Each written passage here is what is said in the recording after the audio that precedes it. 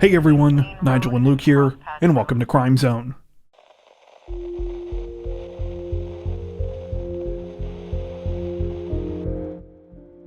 Representatives from the NYPD say that the victim of a nightmarish crime has finally been identified, more than a week after she was fatally set on fire aboard one of the city's subway trains. The awful situation unfolded at around 7:30 a.m. on December 22, 2024, when employees and police working at the Coney Island Stillwell Avenue station in Brooklyn smelled smoke coming from an F train that had just pulled onto the platform. When several of them went to investigate, they were horrified by what they saw. A woman was inside of the train, completely engulfed in flames. Though the officers and employees immediately rushed to the woman's aid and extinguished the fire, sadly, it was already too late. The woman had sustained brutal injuries and was pronounced dead at the scene. Things got far more disturbing when investigators reviewed surveillance footage aboard the train. It revealed that the woman had been the victim of a deliberate and shocking attack. The video showed the female victim sleeping and minding her own business that morning when a man walked up to her holding a lighter. The man proceeded to set fire to the woman's clothing, fanning the flames with his shirt so that they would spread more quickly. Chillingly, the attack appeared to be completely random, and there was no evidence of any interaction between the woman or her killer prior to the incident. That wasn't all, though. After committing the grotesque act, the man could be seen casually walking out of the subway and sitting down on a bench to watch what was happening before finally fleeing the scene. Thanks to the footage, as well as statements from a number of witnesses, police were able to track down the suspect not long after. He was arrested at Herald Square and has since been identified as a 33-year-old Guatemalan national named Sebastian Zepeda. Zepeda was in the United States illegally at the time and had previously been deported back in 2018. According to police, after being taken into custody, he claimed that he was drunk and didn't remember committing the crime. Despite Zepeda's swift arrest, due to the extent of the damage to the victim's body, it took another 9 days for authorities to identify her. Thanks to fingerprints, we now know that she was a 57-year-old woman named Debrina Kawam. Not a ton of information has been released about Debrina at the time of this recording, though we do know that she grew up in Little Falls, New Jersey. According to the latest available reports, she attended Passaic Valley Regional High School and had dreams of being a flight attendant when she graduated in 1985. While the little we know about Debrina's earlier years suggests she was a happy and popular young woman, it seems that over the last decade and a half, her life took some hard turns. She declared bankruptcy in 2008 and was arrested a number of times between 2017 and 2023, mostly for drinking in public and sleeping on the street. It appears she had only come to New York sometime in 2024 and was homeless at the time of her murder. At the time of this recording, Zepeda remains in custody and has been charged with first-degree murder. If convicted, he faces a sentence of life in prison without parole.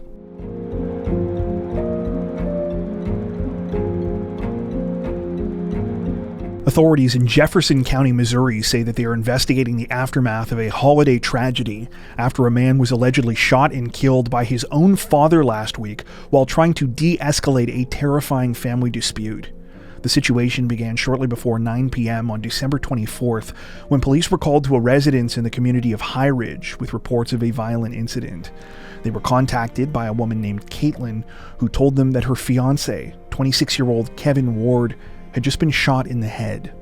When officers arrived at the scene, they found Kevin lying on the ground outside of the home. He had a single gunshot wound to his forehead, and sadly, nothing could be done to save him. The person who allegedly fired the fatal shot was also there, Kevin's father, 61-year-old Harold Luster. After speaking to Caitlin, as well as Kevin's mother, Catherine Ward, police began to piece together what had happened. According to witnesses, Kevin and Caitlin had driven down to High Ridge that evening from their home in St. Louis to visit Kevin's parents. Since they were living separately, they had planned to visit Luster first before finishing up the night at Catherine's house.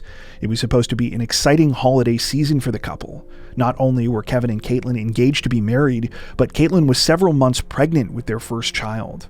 However, sometime after arriving at Luster's property, an argument reportedly broke out. Luster was apparently convinced that Kevin's mother had been cheating on him and blamed Caitlin, accusing her of withholding information and trying to cover up what had happened. According to Catherine, not only was this accusation of cheating not true, Luster was physically and mentally abusive towards her. On top of this, he was the one who was living with someone else at the time. Nonetheless, he became more and more irate over what he believed was going on, and things quickly escalated. After grabbing a gun from inside the house, Luster reportedly threatened Caitlin, asking her if she wanted to get shot. That's when Kevin stepped in to protect his pregnant fiancée. He told her to hand him a knife, start leaving the property, and call for help if anything happened to him. As he attempted to de-escalate things with his dad, Luster allegedly turned the weapon on him instead. Caitlin told police that as she was in her car preparing to leave, she saw Luster shoot Kevin in the head. This account is apparently backed up by surveillance footage from across the street, which partially captured the deadly incident, as well as statements from Catherine, who was on the phone with family members both before and after the shooting. Catherine told reporters during a subsequent interview that she was devastated by what had happened, but that she was not surprised that her son did everything he could to save Caitlin and his unborn child. She stated in part, quote, "Kevin sacrificed himself. He was the hero that night. He would rather die than have her and that baby taken. My son was the best. He was a great kid that didn't deserve that night, and I wish 1,000 times he never went down there. But me and him never would have thought that this would ever happen. It's almost like I'm in a nightmare and I can't get out." Luster was arrested following the deadly incident and is now facing charges of first-degree murder as well as armed criminal action.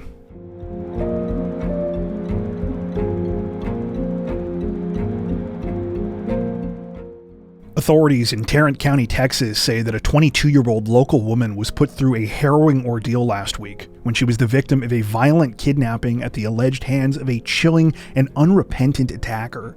The whole thing started at around 4:45 a.m. on December 24th, 2024, when the victim, who has not been identified by name, left her home in Haltom City to head to work. She was in her apartment complex and was walking to her car when suddenly she was ambushed by a masked man with a gun. The man forced her into the back seat of her vehicle, after which he got behind the wheel and began driving. For nearly the next hour, the man allegedly held the woman captive, making her withdraw money from a nearby bank. He also threatened her constantly, telling her that he was going to, quote, "sell her organs," and that he planned to force her into sex work. Thankfully, the perpetrator didn't deliver on either of these nightmarish threats. The woman was physically unharmed, though she was left tied to a tree with her own shoelaces, after which the suspect took off in her vehicle. Police were alerted to what happened when the 22-year-old managed to free herself. She had been left roughly 22 miles from where she was initially kidnapped at another apartment complex in the city of Grapevine. The following day, police in Oklahoma City tracked down the female victim's stolen vehicle in a parking lot. Inside was 35-year-old Eduardo Godoy, who is now alleged to be responsible for everything that happened. Things apparently only got more disturbing after Godoy was taken into custody, though. According to police, the 35-year-old Honduran national showed no remorse for what he had done, and instead smirked and giggled about the whole thing during his confession. One officer even commented that he seemed, quote, almost proud of what he did.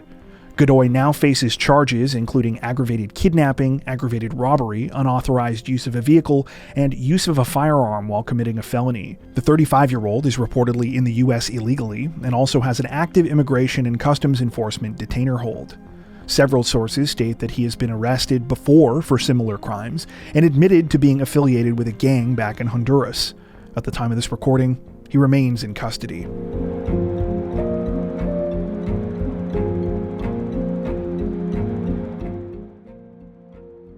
Representatives from the New Jersey State Police are asking for the public's assistance with an unsettling mystery this week after the body of an unknown woman was discovered under gruesome circumstances late last month. The whole thing started sometime on December 22nd, 2024, when police were alerted to the presence of human remains inside of the Belle Plaine State Forest in Dennis Township. Officers were led to the scene by a man who stated he had stumbled across a woman's body, which had been stuffed in a fridge and abandoned in the woods. So far, little has been released about the case. We don't know the woman's cause of death, nor how her body came to be in the place where it was discovered. Right now, though, it seems that the biggest priority for investigators is figuring out the woman's name. At the time of this recording, she has yet to be identified, and police have released several details, hoping that members of the public might be able to provide some answers. Specifically, authorities have released computer-generated images depicting unique tattoos that were found on the deceased woman's back. One is of a koi fish on her right shoulder blade, while the other is a rose pattern on her ribs and left lower back. Police say the woman is 5 feet 1 inch tall and is likely either Caucasian or Hispanic. Additionally, they say a necklace and yoga mat were found in the vicinity of the remains. Pictures of both of these items have also been released. While this is essentially all that appears to be known at this point, authorities also revealed that they made an arrest in connection with the case. The man who initially reported the situation to them, 46-year-old John Tyrell, was taken into custody and charged with 4th-degree obstruction after he refused to be fingerprinted and give police access to his cell phone. According to reports, Tyrell is a registered sex offender, and while he has not been charged with anything related to the unknown woman's death, authorities appear to believe his behavior and lack of cooperation are suspicious. They also say that Tyrell took something out of the fridge where the body was found the day before he made the report to police. Tyrell's attorney, meanwhile, has stated that he had nothing to do with the crime and suggested that his refusal to cooperate had to do with his anger over being treated like a suspect rather than a witness. He says his client insists he was out hiking and discovered the refrigerator and that this is the extent of his involvement in the case. Currently, the investigation continues and police are still searching for answers. Anyone with information is encouraged to reach out to the New Jersey State Police.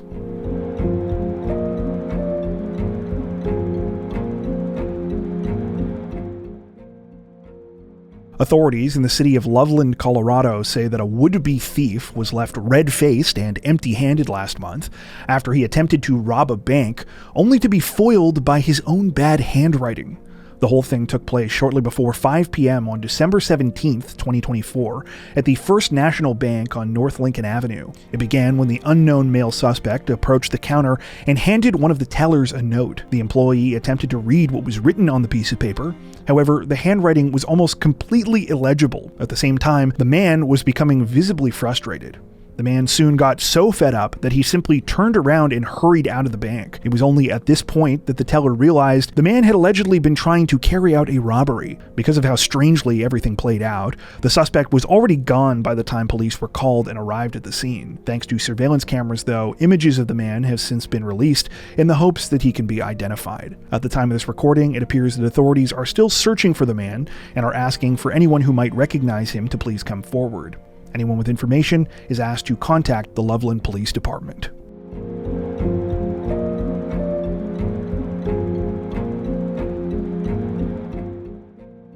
Authorities in Osceola County, Florida say that a 22-year-old pizza delivery driver is facing multiple serious charges following an unhinged and terrifying attack against another woman in her family, one that she allegedly carried out because she was angry over a tip she had received on the victim's order. The whole thing began at around 10 p.m. on December 22, 2024, when the victim, 26-year-old Melinda Irizarry, ordered from a local pizza shop in the city of Kissimmee. Melinda, her husband, and their 5-year-old daughter had gone to a motel that night as part of a celebration for her husband's birthday. When the family's pizza order was delivered that night, the driver, 22-year-old Brianna Alvello, informed them that the total was just over $33. Melinda handed Alvello a $50 bill and was expecting change, only for Alvello to immediately begin walking away. When Melinda spoke up about the confusion, Alvello reportedly claimed that she wasn't responsible for giving change. Melinda then asked for the money back and searched around before paying with smaller bills, leaving Alvello with a $2 tip. The 22-year-old reportedly rolled her eyes but walked away without saying anything. It seemed like that was the end of things, until about 90 minutes later. That's when Melinda and her family were startled by loud banging at the door of their motel room. When Melinda opened up to see what was going on, 2 masked intruders reportedly forced their way in. The male suspect held them at gunpoint and ordered Melinda's husband into the bathroom. At the same time, the female suspect rummaged through Melinda's purse and destroyed several of her and her family's belongings, including her young daughter's Nintendo Switch.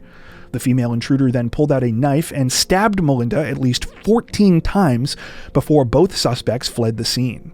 Melinda was rushed to a hospital after the incident and thankfully is said to be in stable condition. However, she suffered a ruptured lung as a result of the attack, and making matters worse, she had just learned she was several weeks pregnant. After launching an investigation, authorities were apparently able to link the crime to the pizza delivery earlier that evening, and Brianna Alvello was arrested. Upon finishing her shift that night, she allegedly clocked out of work and then went to terrorize Melinda and her family because she was furious over the situation with the tip. Alvello has now been charged with attempted murder, aggravated assault, kidnapping, and home invasion with a firearm. So far, her alleged male accomplice has not been identified.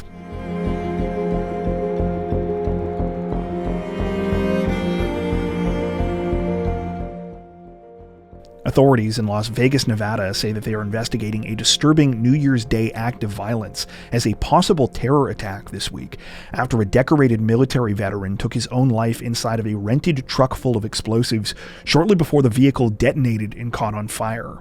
The situation took place on the morning of January 1st at the Trump International Hotel, Las Vegas. It began shortly before 8:39 a.m. when a Tesla Cybertruck, which had been parked right outside the building's main entrance, caught on fire and exploded. While the vehicle absorbed most of the impact and the resulting blast was not as large as it could have been, 7 people in the area were still injured. As the Cybertruck was consumed by flames, it also quickly became clear that someone was inside. When the fire was extinguished, authorities found the body of 37-year-old Matthew Livelsberger, a decorated military veteran and active-duty Green Beret. Though Livelsberger's body was burned beyond recognition, he was identified in part thanks to distinctive tattoos. Based on evidence found in the burned-out remains of the Cybertruck, it was discovered that Livelsberger had rigged the vehicle to explode using a rudimentary setup involving fuel canisters and firework mortars. It was also discovered that the 37-year-old had taken his own life through a self-inflicted gunshot wound to the head before the explosion went off. Shortly after the incident, authorities announced that they were investigating the situation as a possible terror attack. The fact that the explosion happened right outside of a Trump hotel and that a Tesla vehicle was specifically chosen to carry it out were both seen as significant details that could point to a political motivation behind the crime. While this is still being examined at the time of this recording, multiple reports have since come out citing information from Livelsberger's family who claim that he did not have any animosity towards President-elect Donald Trump or Tesla CEO Elon Musk. In fact, family members say that Livelsberger was a Trump supporter and had previously voted for him. What has instead garnered more attention in the days since the incident is the idea that Livelsberger's actions could have been connected to his deteriorating mental state. Specifically, claims that he was suffering from PTSD and depression linked to his military service. This theory is reportedly backed by information recovered from the 37-year-old's cell phones and other electronic devices, which had journals on them that he had written, as well as an alleged manifesto. Though the bulk of these documents and their contents are not available to the public at this time, authorities have released some excerpts that they say could shed some light on Livelsberger's motivations and state of mind. In the excerpts, the 37-year-old claims that what he was doing was not meant to be a terror attack, though appears to reveal that there were a number of issues he was upset about, suggesting his intentions were at least partly political. The statements revealed by police read in part, quote, "This was not a terror attack. It was a wake-up call. Americans only pay attention to spectacles and violence. What better way to get my point across than a stunt with fireworks and explosives?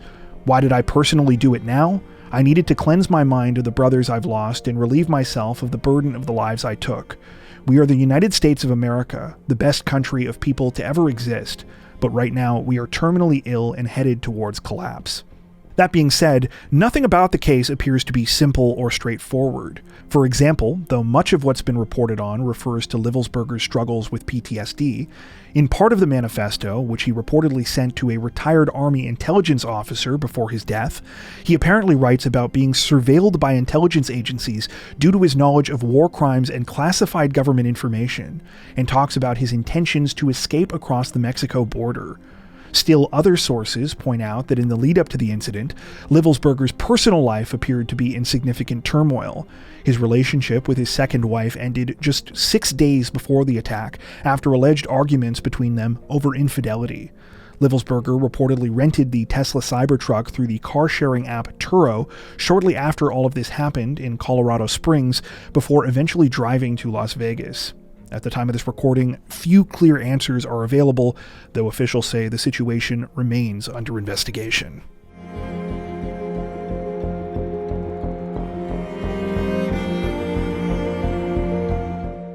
Representatives from the FBI say that at least 14 people are dead this week and dozens of others are injured, following a devastating terror attack in the city of New Orleans, one that authorities say was deliberately targeted at revelers celebrating the new year. The incident took place at around 3:15 a.m. on January 1st in the heart of the city's French Quarter. New Year's celebrations were still in full swing when suddenly things took a terrifying turn. Without warning, an electric Ford SUV swerved around police cars and barriers which had been stationed at the entrance to one of the busiest sections of Bourbon Street. Moments later, the vehicle began barreling down the road at a high speed. Though some of those who noticed what was going on managed to run out of the vehicle's path at the last second, because of how quickly all of this happened and the sheer number of people on the street, many others were not so lucky. The truck plowed into the crowds without slowing down, sending helpless victims flying and everyone else running for their lives. The rampage continued for nearly 3 blocks until the truck crashed just before the intersection of Bourbon and Conti Streets. However, even then, the horror wasn't quite over. As police scrambled to respond, the armed driver of the vehicle began firing at officers from inside. He was killed in the resulting shootout. While victims were rushed to local hospitals, sadly, many were too badly wounded to be saved. 14 people were later pronounced dead, while at least a further 30 suffered injuries of varying severity. Based on the way the incident unfolded, authorities quickly concluded the situation was a deliberate attack. However, things quickly got even darker as an investigation was launched. It was soon discovered that the perpetrator, 42-year-old Shamsuddin Jabbar, had terrorist motivations. Specifically, he had pledged allegiance to the Islamic terror group ISIS and had a black ISIS flag flying from the rear of the truck during the incident. While piecing together a timeline, the FBI reportedly learned that Jabbar rented the Ford pickup truck used in the attack on December 30th. He had obtained the vehicle through the car-sharing and rental app Turo, the same one used by the suspect in the Las Vegas Cybertruck bombing. This initially led to speculation that the two incidents could be linked. However, according to officials, there is currently no hard evidence supporting this theory. Jabbar picked up the vehicle close to his home in Houston, Texas, before making his way to Louisiana. In the hours before the attack, he posted at least 5 videos to social media in which he laid out his alleged plans and motivations.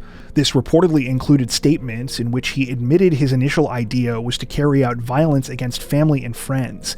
However, he claimed he changed his mind because he was concerned that news headlines about the attack would not focus on the, quote, war between the believers and the disbelievers.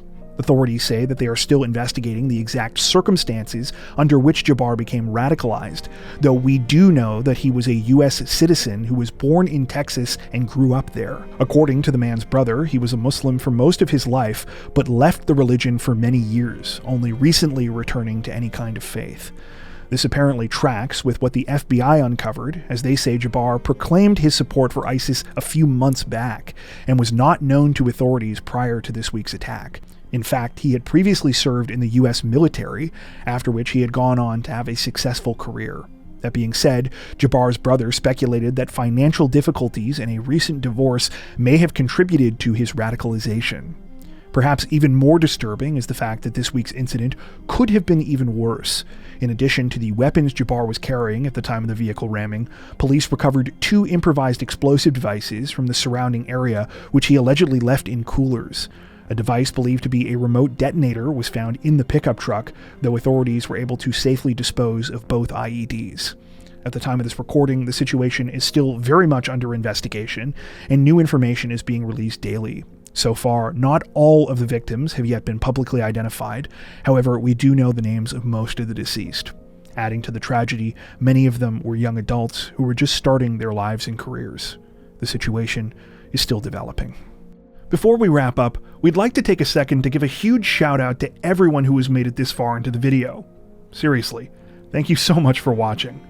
If you found today's upload interesting and informative, we'd be honored if you'd consider liking and subscribing, as well as hitting the notification bell and selecting all notifications to stay up to date with our latest releases. If you're looking for additional ways to help support the channel, we'd love to have you join us over on Patreon. Patrons get ad-free and early access to all of our content, as well as 4 additional stories per week for each of our Crimes of the Week and Crimes of the Week International videos. You can learn more at patreon.com/crimezone, where you'll also find some of the fine folks whose names are currently on screen. All that being said, we understand that not everyone has the means to support financially, and that's totally okay. We appreciate every like, sub, share, and comment that you send our way. Once again, thanks so much everyone, and take care.